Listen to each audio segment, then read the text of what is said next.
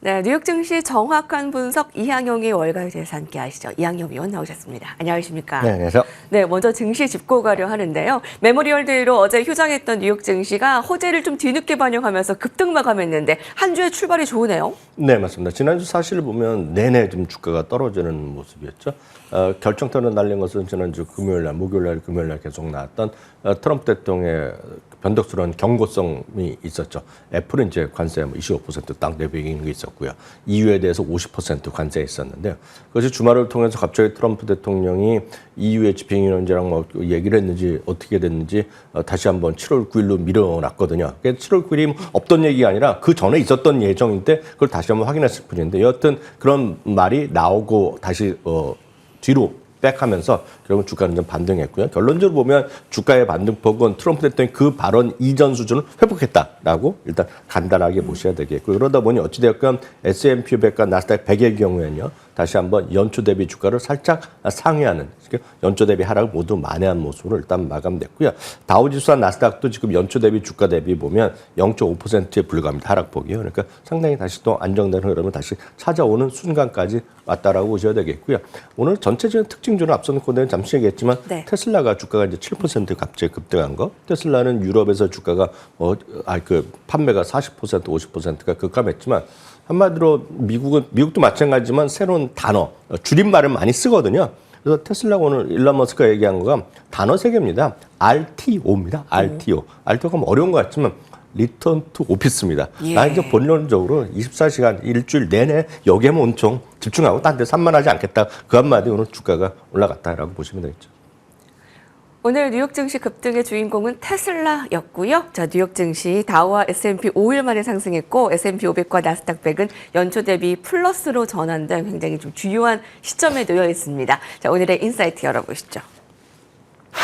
애플의 지나친 걱정이 필요 없는 이유는 팀쿡 애플 CEO가 근래 도널드 트럼프 미국 대통령의 중동 순방길 동행을 거부해 트럼프 대통령을 분노케 했다고 미 일간 뉴욕타임스가 보도하기도 했습니다. 자, 트럼프의 미움을 사며 애플을 올해 들어 최악의 해를 보내고 있다.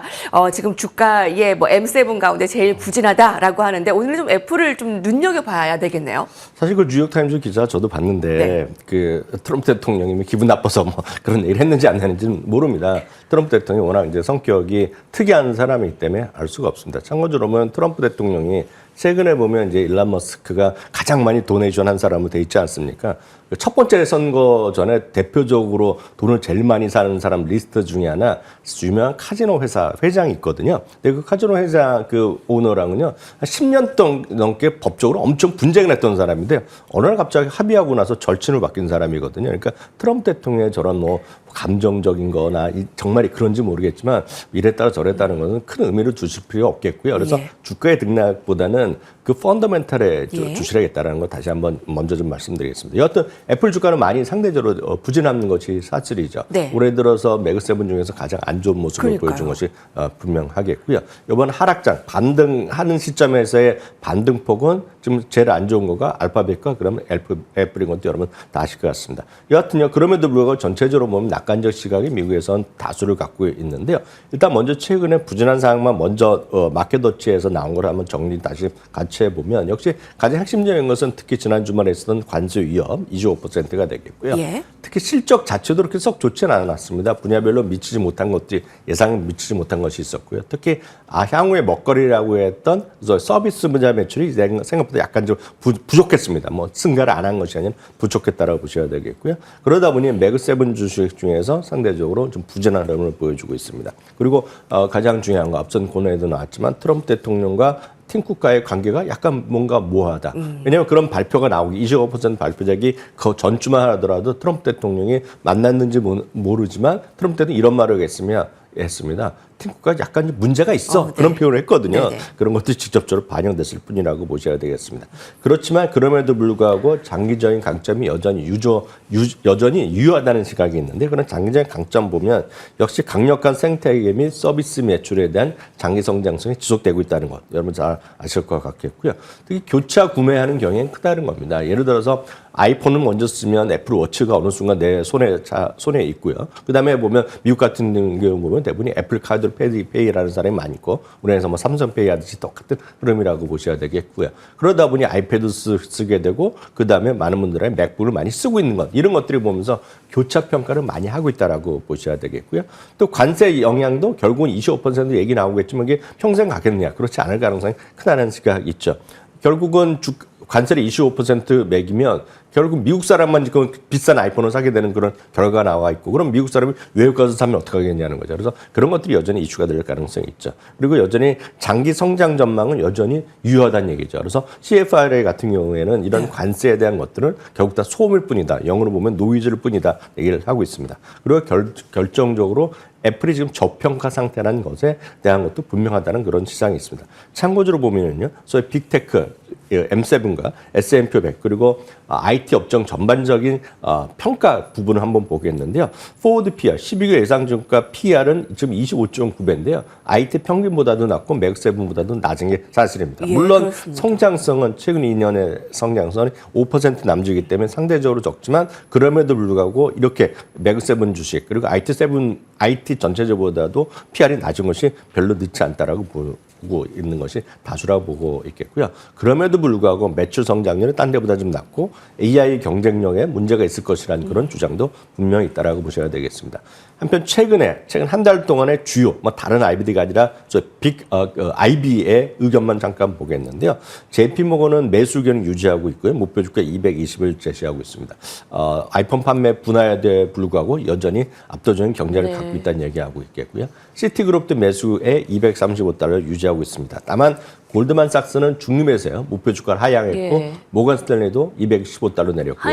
하향이 좀 네, 있는 뱅크 오브 편이에요. 아메리카도 215달러를 하향했다라고 보셔야 되겠습니다. 똑같은 논리입니다. 여전히 압도적인 경쟁력은 있지만 성장성이 약간 다른 데보다 둔화되어 있고 관세 영향에서 다른 빅테크보다 약간 좀 상대적으로 불리한 위치에 있다는 것들을 이야기하고 있습니다. 그런 관점에서 장기적인 관점에서 보면 전문가들의 큰 틀에서 보면 여전히 장기적인 전망을 긍정적으로 보고 있으나 단기적으로 보면 관세 그리고 트럼프 대통령의 이런 격박한 정책에 따라서 흔들거릴 가능성은 배제할 수 없다라고 보셔야 되겠습니다. 그런 관점에서 우리 투자자분들이 대응할 방법은 딱 하나죠. 장기적으로 선호하시는 분들 그냥 갖고 가시고 꾸준히 매수해 나가시면 되겠고요. 네. 단기적인 트레이딩만 애쓰신 분은 애플은 지금 적합한 주식은 아닐 수 있다는 것도 참고하시면 좋겠습니다. 매그니피센트 7 종목 가운데 제일 부진해서 한번 궁금증을 풀어봤습니다. 장기적으로는 문제 없지만 단기적인 이 매매로서는 애플이 좀 적합하지 않다라는 최근의 의견들, 매출 성장률이 좀 낮고 투자 의견이 좀 불리한 위치에 있는 애플 오늘 인사이트로 살펴봤습니다. 지난 8년간 트럼프의 사랑을 받은 인물이 이제 백악관 최대 표적 중에 한 명이 됐다. 여러 의견들을 한번 저희 월가에서 있었던 이야기들을 한번 풀어봤습니다. 자, 이제 헤드라인 살펴볼까요? JP모건입니다. 여름 상승 기대는 곤란하다. 이번 여름의 시장이 어디로 갈 것으로 기대하지 마십시오라고 JP모건이 얘기를 했습니다. 아니 오늘 이렇게 급등한 날도 나왔기 때문에 좀 찬물을 끼얹는 얘기가 아닐까 싶은데 무슨 얘기인가요? 저희 방송하는 입장에서 보면 너무 주가가 올라갈 때는 이렇게 좀 안 좋은 얘기도 좀 말씀드리고요. 너무 그 시장이 크게 떨어지면 긍정적인 소식도 전해드릴 수 있는 것이 오히려 좀 바람직하다고 생각하고 있고요.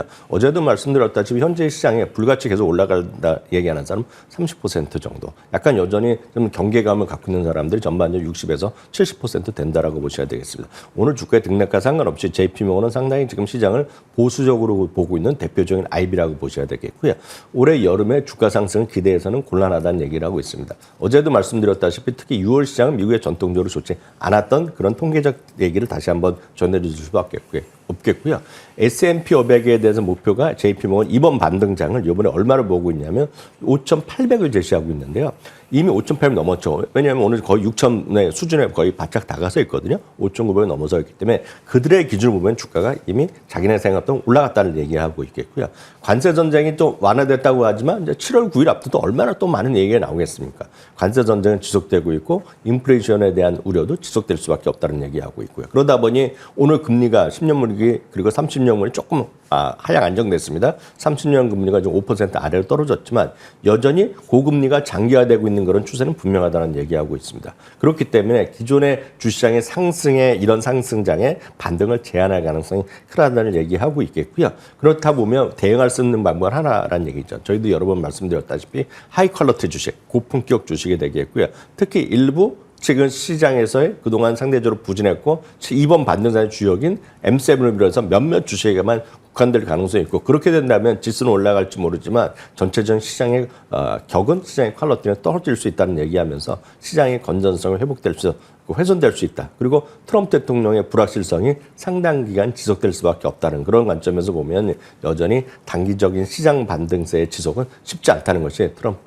이런 JP모건의 시각이 되겠고요. 그런 관점에서 리스크 관리도 해야 되고 신중한 접근이 필요하다는 그들의 주장을 다시 한번 소개해드립니다. 네, 이렇게 환호할 수 있을 때 너무 흥분할 수 있을 때 이런 의견들도 저희가 같이 전해드립니다. JP모건의 보수적인 목소리 다양하게 들어봤고요. 다음 헤드라인은 이것입니다. 메모리얼데이 사상 최고 기록이 있다고요? 역대 최대 규모의 메모리얼데이 주말을 선사한 이 기록은 무엇인가요? 저희가 지난주 초에 뜬금없이 제가 지금 미국에서 지난달에 좀 극장 판매가 엄청 잘 되고 있다고 말씀드렸잖아요. 그거랑 연장선상에서 주가지 움직임이 있습니다. 물론 오늘 같은 경우 AMC 같은 대표적인 밈 스탁, 밈 주식들이 올라가는 거 다들 보셨을 테고 특징주로 오늘 소개가 나왔을 텐데요.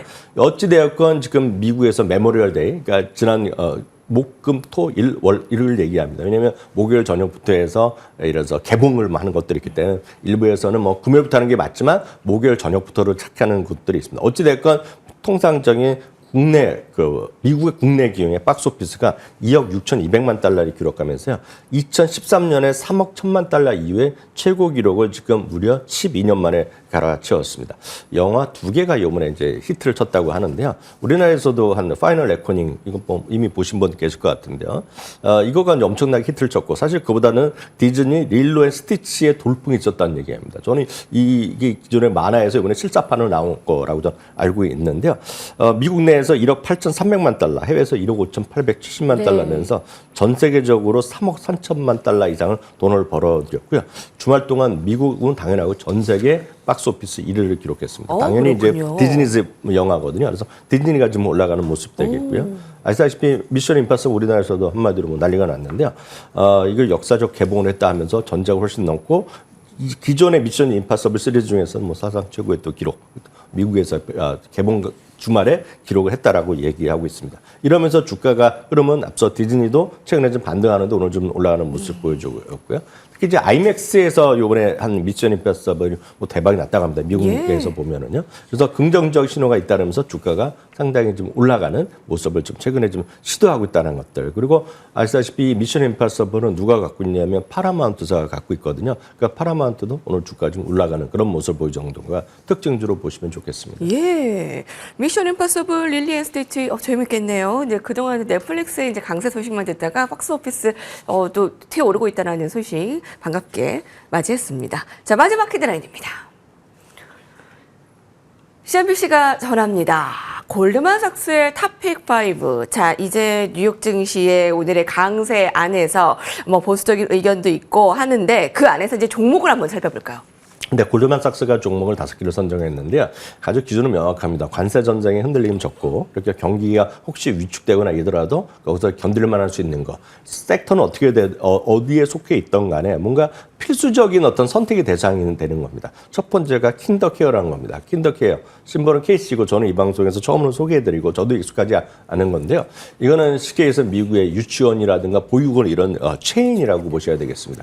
아무리 경기 안 좋더라도 애들은 키워야 되지 않습니까? 그런 관점에서 저도 특이하게 이번에 처음 알게 된 기업인데 이게 상장사가 있습니다. 그래서 킨더케어가 되겠고요. 다이아몬드 베이건은 대표적인 아시다시피 그 에너지 그 채굴 그런 개발하는 기업이 되겠고요. 우드워드는 최근 들어서 상당히 주목받고 있는 소위 방해 산업의 또 한 축을 담당하고 있는 기업이 우드워드가 되겠고요. 리프트는 여러분 잘 아실 만한 회사입니다. 우버 앤 리프트. 리프트랑 우버가 관세랑 무슨 상관이 있겠습니까? 우리나라에서 택시가 무슨 상관이 있겠습니까? 그런 관점에서 리프트가 되겠고요. 맥세븐 중에서 가장 엊그저께도 한번 말씀드렸는데요. 지금 사상체육가 지금 불과 7달러를 붙어 있습니다. 마이크로소프트 가격 단위로 말씀드리면요. 마이크로소프트가 물론 일부 제품이 있지만 거의 다 서비스 아닙니까? 서비스. 구독으로 하는 서비스인데요. 이런 주식이 지금 마이크로소프트를 포함해서 5종목이 골드만삭스의 탑픽으로 제시되고 있다는 거 참고해서 스타디에 보시면 좋을 것 같습니다. 월가 탑픽 종목 다 찾아보기 어려우시잖아요. 월가에 대해서 함께합니다. 감사합니다.